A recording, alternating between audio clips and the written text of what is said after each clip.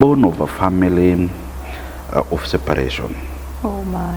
Yes, born of in a family of separation and polygamy with so many challenges. Yes. So growing up, we started fending for ourselves at a very tender age. The year 1982, my father has 4 kids. Like I have siblings who are my age of different mothers in that year. You're telling me your dad has had how many wives? I'm not telling you how many wives he had, but in the year 1984, when I was just 2 years old, the other wives who were not official in the Boma now brought their kids, now my siblings. Yeah. Sure. And they didn't bring the kids so they can come and become the wives. They brought the kids so that dad could take care of them. In that homestead? In the homestead. Yes. My mama is the first wife, and in Luyaland we respect the 5. She's the goat. Like she's everything. But that broke her heart. Scheduled to go for this recruitment into NYS. Yes. Now, at the recruitment, you know, muko wengi, you are all over the place, and you know, the commanders are, can we have a straight line here? Female here, male here. If you're shorter than this, go home. And everybody is anticipating, this is NYS. You're going to wear school your uniforms. By that time, were you shorter or were you taller? I was short.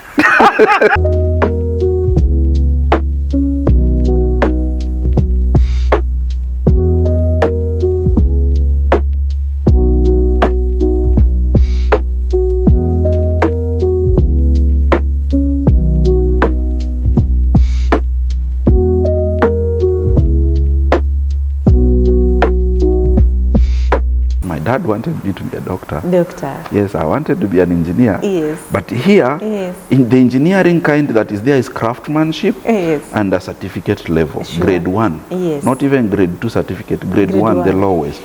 So I said, with a B- doing that does not fit where I want. So I said, let me do accounting. So in 2005, we joined NYS IBS, Institute of Business Studies, here at Ruaraka. And I went through the course, did so well. I didn't have a refer until the last paper, which was auditing 2. Section 1 I did well, 2 did well, part 1 done. Yes. The same. Yes. And I was in between choir, traditional dance, and drama. You dance? And, you do? Yes, I do. Yes, I do. So, and I had this lecturer, Andrew Rory. This lecturer was very funny. He is the patron of the drama and and the dance troops, but he is also our accounting and finance lecturer. Okay. So I can relate. The emojis that I normally see in that page. Don't go there. Now I'm relating. Don't go there. Now Andrew Rory would be, a part-time, he was a part-time lecturer. Yes. He was tutoring KCA College. It was a college then, it had not been chartered. Yes. He was tutoring MGTI. He was tutoring Visions. Yes. And another college called Global, I think, in town. So he had like 5 colleges spread across the country, and he would manage that in a week. Yes. So because NYS was the lowest paying in terms of man hours, he would give less priority to NYS. True. And he would come for only evening classes. Sure. So, and in the evening is when drama people are doing their practice for for competitions. Yes. So he comes, he like logs in, joins, signs off drama, sees practice, and then at 7 he's in my class. Yeah. And guess where I am? There. Practicing drama. Yes. And he's in class. Yes. He wants me in both places. I told him, hey, Malima, I can't, but I want to do drama. Yes. So I actually focused on drama, but still, when the time for exams came, actually the studying I had done was enough for me to pass those exams. Right. Yeah, CPA is doable and very doable if you focus on what you need to focus on. True. So in the 3 years of my study at NYS, I actually passed. So come 2007, November, when we are doing our section 6, the last section, then we graduate. And then it is an election year, of course. Yes. Yeah, 2007 is an election year. Yes. So we're done with all papers, and what do? I go celebrating. With who? My girlfriend, Wow. my college girlfriend. Wow. Yeah, this college girlfriend, I got her in 2005. Immediately I joined. Yes. So we dated for 2.5 years. Yes. Then 2007 happened. And we go celebrating. She was a parallel student while I was a main NYS student. The parallel students stay outside the campus, the college. They come outside, they don't put on uniforms. They fend for themselves. They stay in hostels and rented houses. For us, we stay in barracks. And a barracks is like a hall where beds are spread in 3 rows. And like you sleep like even high school is better because high school has cubicles. But then I was a corporal, non-commissioned officer, NCOs. So I was a corporal, and I had the privilege of now having a cubicle of my own. You can also relate to the commands, where they come from. Yes, they have a basis. Yes, now you understand. I see. Yes, they have a basis. So I had a cubicle, and my cube mate was called Edwin. Edwin was a nice guy. And when we were in first year of CPA, that's when I met my girlfriend. So I don't want to tell you how I looked at her. But the moment I saw her, everything complimented. There was nothing that was left behind. Everything complimented. You are right.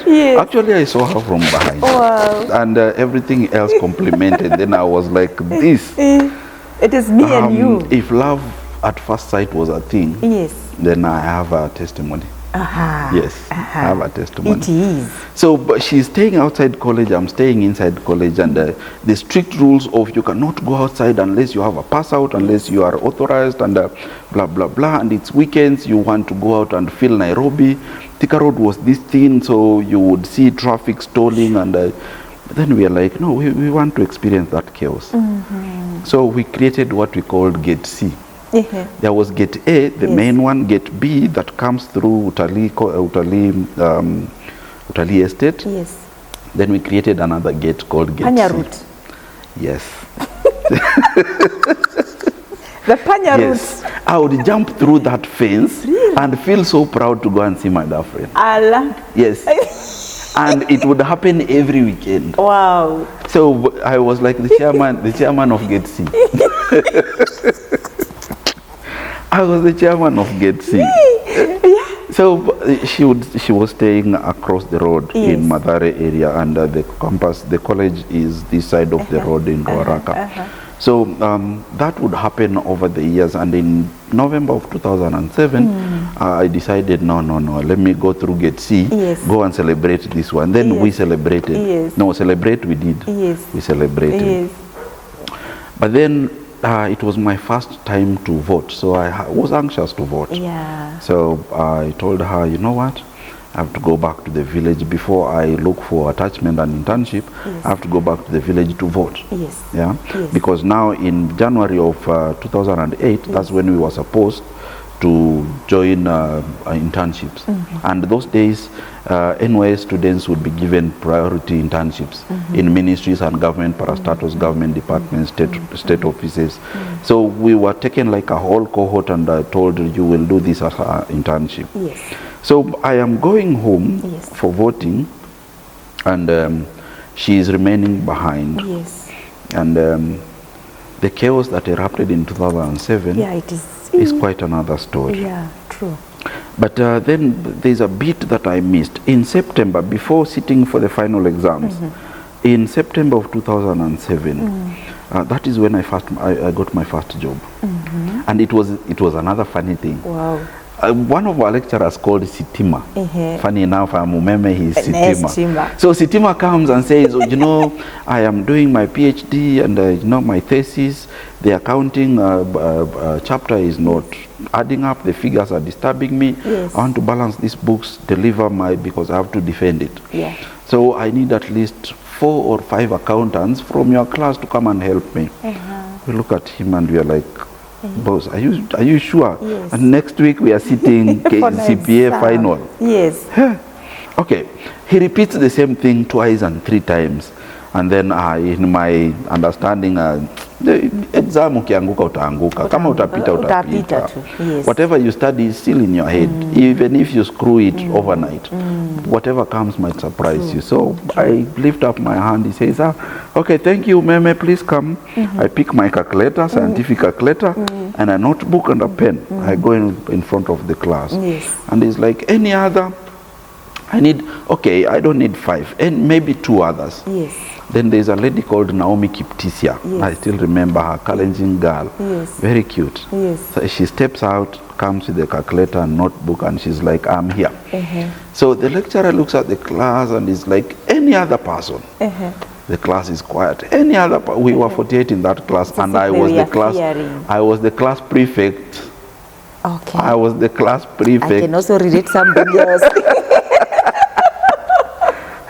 So we start going through the corridors into the staff room. Yes. Then just a few steps from the main school hall, yes, he tells us, no, come back. We go back to the class, we stand in front, and he looks at the class and says, opportunities don't knock twice. True. These two, by the time you're sitting for your final exam next week, yes, they'll be on somebody's payroll as employees. Wow. We don't know how to do CVs. Yes.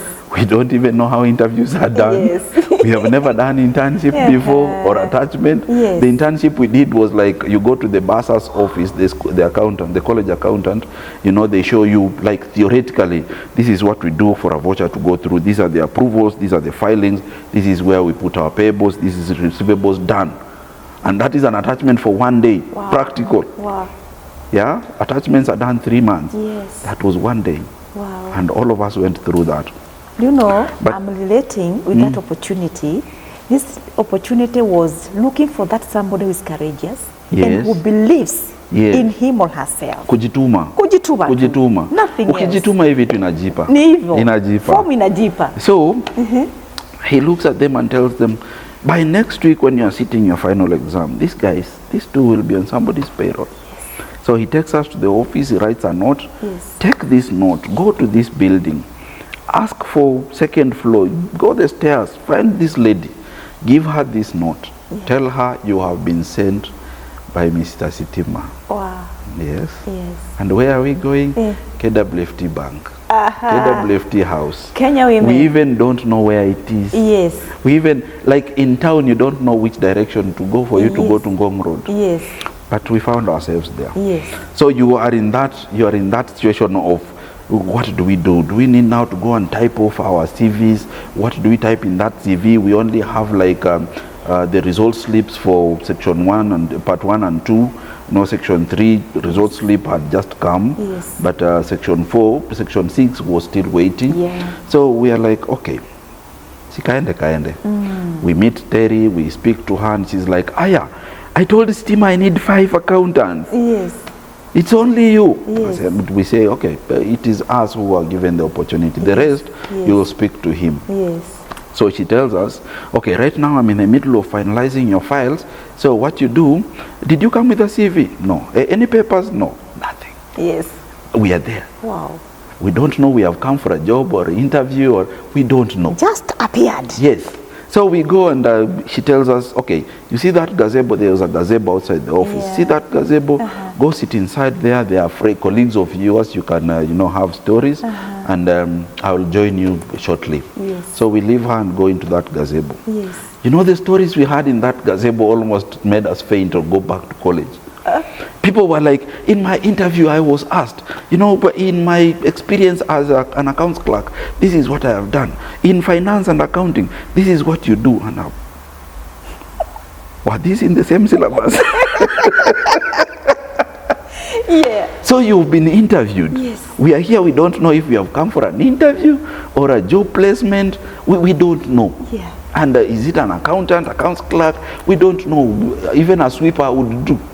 NYS had hardened me. Sure. I would do. Sure. So Terry comes and tells us, hello, congratulations. We were 27 of us. Congratulations. You continue sitting here, you'll have a cup of tea, and then somebody will join you to continue with the discussion as I finalize on your files.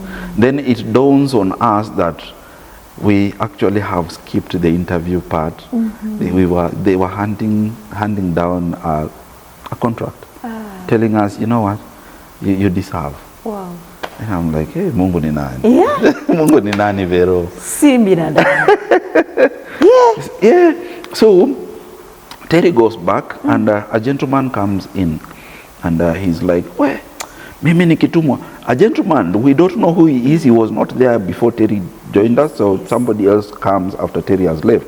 So he's like, no, mimi nikitumwa Garissa siwezi kubali. Na nasikianga usipokubali huwezi pewa hii job. Lakini nikiambiwa niende Mombasa, nitaenda haraka sana. Lakini something, jamaa wenye wana-employ, when they ask you where you prefer to go, and you say you prefer going to, say, Eldoret, they will not give you that because they'll say you are choosing somewhere else. So he's becoming like the Mr. Know-it-all. So he exits the stage, and another gentleman comes now, an older, more built up with a suit and tie, and we are like, this must be one of the executives. He was called Mwangi Githaiga. He was the MD. We didn't know at that time. So he comes and tells us, okay, we have positions of accounts clerk, and congratulations, you have been onboarded as accounts clerks. Now for us to finalize the contracts, we want you to choose where you want to be posted. Now the story of this other gentleman starts rolling. It starts rolling. Niseme nipelekwe Mombasa, nikae Nairobi, you don't know. So, and Mwangi Githaiga is so serious about it. Anybody with a preference, you want to go to Mombasa, we'll take you to Mombasa. You want to go to Turkana, we'll take you to Turkana. Your homeland is in Kakamega, we will give you a role in Kakamega. Everybody is quiet. Because this guy had poisoned us. But we didn't know Mwangi was serious. So what he does, he calls somebody from administration, does to papers off the list of available roles across the country, does a shuffle on a tray, and then tells us, can you pick? Everyone pick yours. So you pick open Nyeri, you pick open Mtwapa, you pick open Malindi, you pick open Kisumu, Nakuru, Eldoret.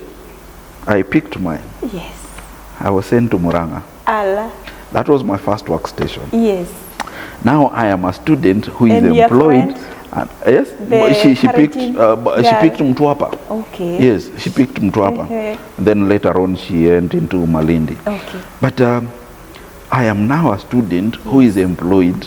I don't even know how employed people should look like. I don't have even the clothing to wear when employed because I am used to this uniform of NYS and the capes and berets.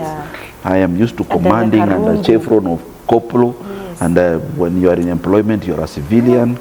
So the readjustment, I think, is what messed me in my final exam. I got a refer.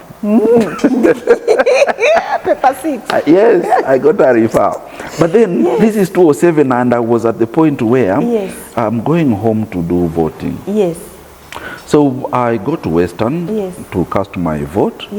Then the chaos erupted immediately after the ballot on 27th. The ballot was on 27th. 27th evening, there were chaos all over. You hear Eldoret is burning, Kisumu is burning, Nairobi is a no-go zone.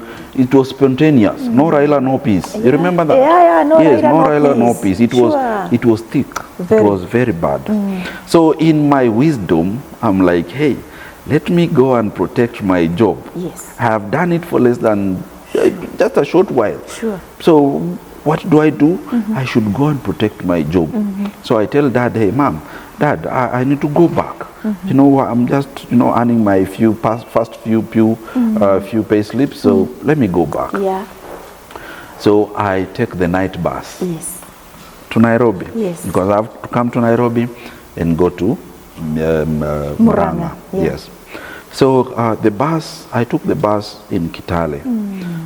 It's the nearest town to home. And we drive so well towards Eldoret. It is 8 p.m.-ish, 9 p.m.-ish. We're driving to Nairobi. So in our belief, by morning, we should be where? In Nairobi. So it reaches a place called Mailitisa. That's on your way to Eldoret. There's a place called Mailitisa. And we hear, poof! The first stone is thrown at the driver from the villagers who are now protesting the Raila thing. Oh Lord. Yeah, no Raila, no peace. And that is the area of our current president. Yeah, and that was a thick ODM area. And the current president, Mr. Ruto, was now the handyman in that area of Raila and ODM. Where? Chaos.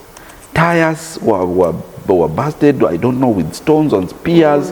No, our windows were broken, and the driver was like in a rush to reach safety. Even with the barricades on the road, he would drive through them sometimes, swerve off the road to just maintain the stability of the bus and assure the passengers that you can reach a level of safety. So we drive through the chaos into Eldoret town. The town is deserted. You cannot park even at the parking bay of the bus. It's called Easy Coach. So it drives into the police station. That was the very first bus to be drove into the police station as an IDP carrying bus. IDP, internally displaced. We realized that name later because it was a coinage of the system later. But at that time, we were just victims of circumstances. So the bus has driven into the police station, and we see other villagers coming in. It was a sad state, and I was in the middle of it. And the sad part is that tribalism was weaponized. Oh Lord. Yeah. And the victims were one tribe, Kikuyus, because Eldoret was in Gishu and Trans Nzoia, those areas, the majority of the race. No, the area is full of carriages. Yes, and these are Kikuyus being chased out of their homes. Somebody has built a home, developed, they do agriculture, they do business. Majority of the businesses in Eldoret are owned by Indians and Kikuyus. But they are being chased.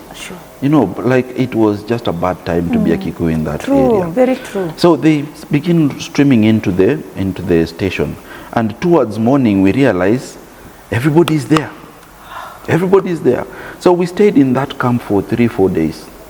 Yeah, like looking at the world burning, we just there. And every chaos has one opportunity. True. There was no airtime, no shop, nothing, not even somewhere to charge your phone. I had a kabambe that would carry no power for 6-7 days. Yeah. And my M-Pesa had some money. Yes. We sold that money. Yeah. As airtime, including the OCS of that station. He just came to the bus and asked, mtu yote mwenye ako na airtime, aniuzie hata kama ni double. You want to tell me afande niko nayo. Afande niko nayo.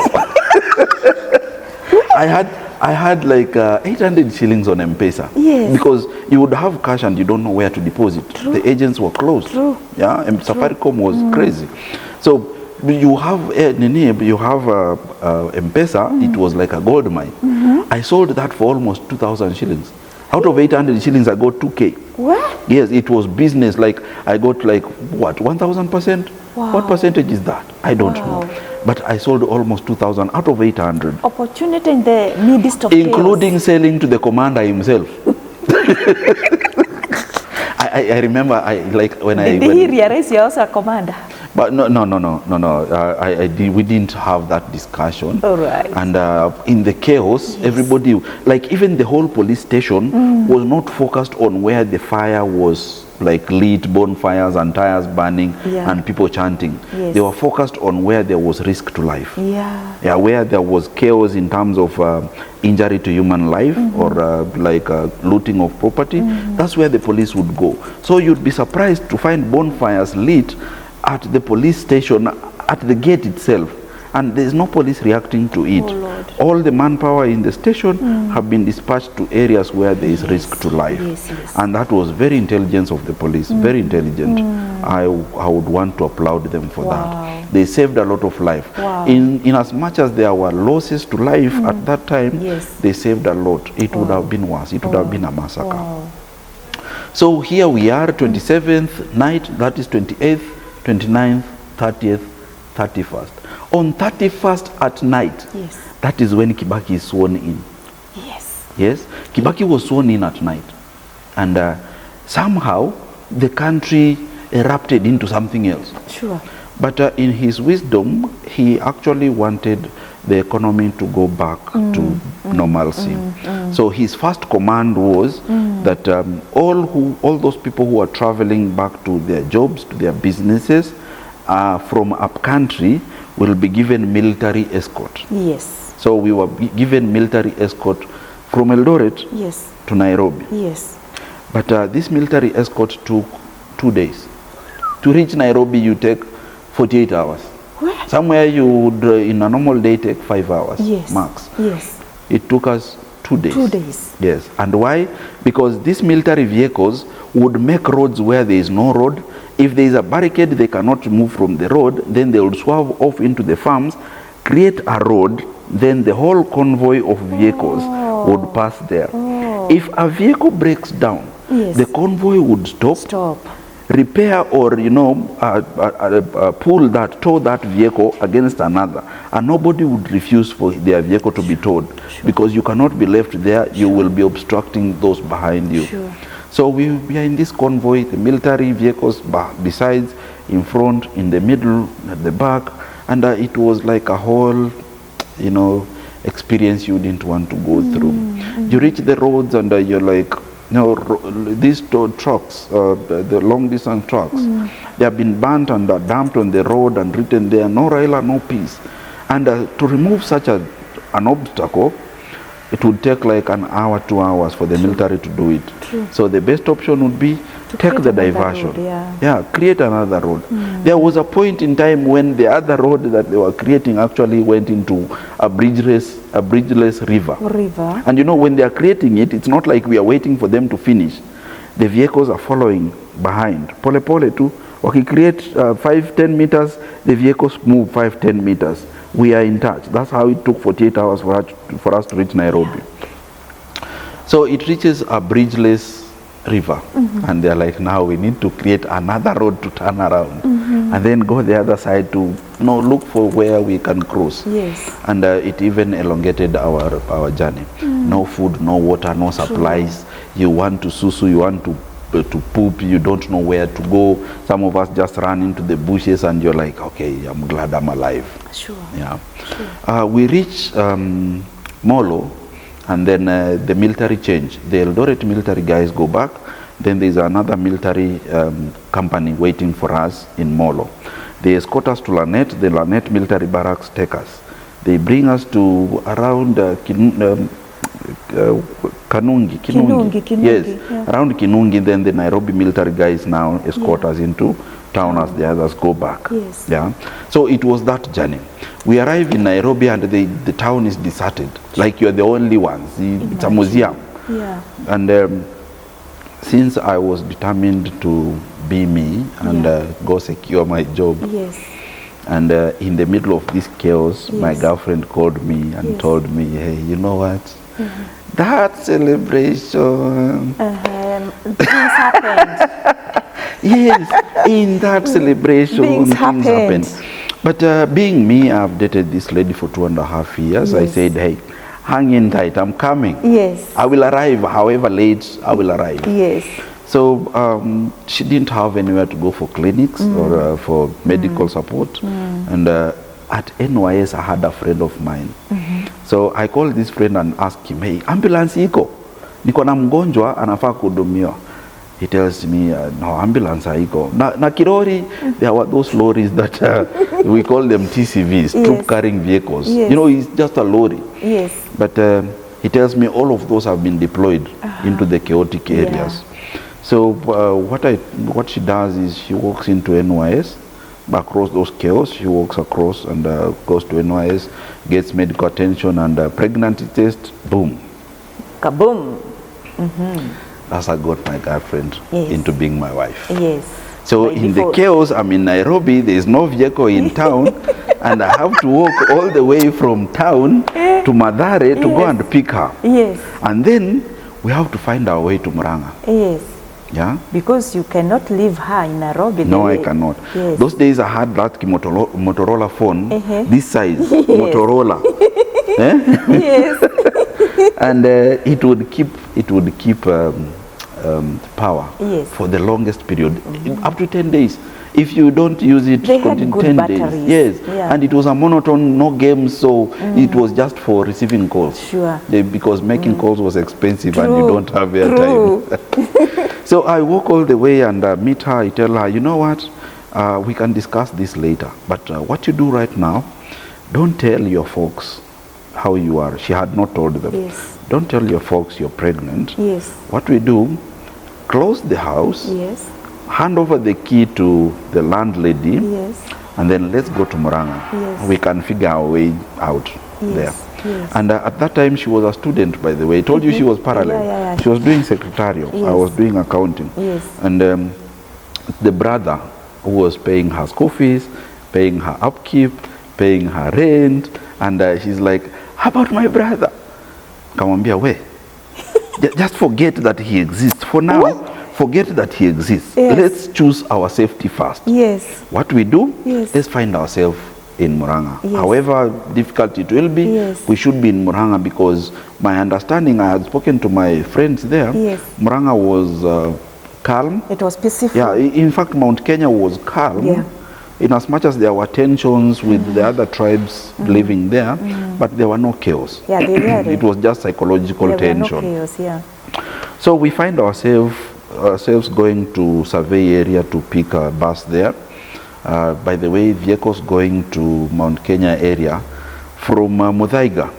The vehicles were moving normally. They were like on the roadsides waiting for passengers, but they were not going into town. So we find a matatu to Murang'a, and then we reach in Murang'a, and it is day one of our cohabiting. Yes. Yeah, I was only living in a mattress, or sleeping on a mattress, with the 2 cups, 1 plate, yes, and 2 sufurias. How did you know there were 2? Cooking sticks. How did you know there were 2? We also started with the 2, one for the tea, the other one for the ugali. Yes, yes. And the one for ugali, you start cooking. But kind of, it's a manual, it's a template. First, and then you. Yes, it's a template. Yes. So in that situation, it's day one of cohabiting. I don't know how to treat a woman in my house, but she has treated me well in her house. Remember, she was living outside the campus, and I was using gate C to go and see her. Gate C. Yes. Yes. Don't call them panya roots. They look bad. It was. It is gate C. Because you used to. No, gate C. I will stick to gate C. Yes. So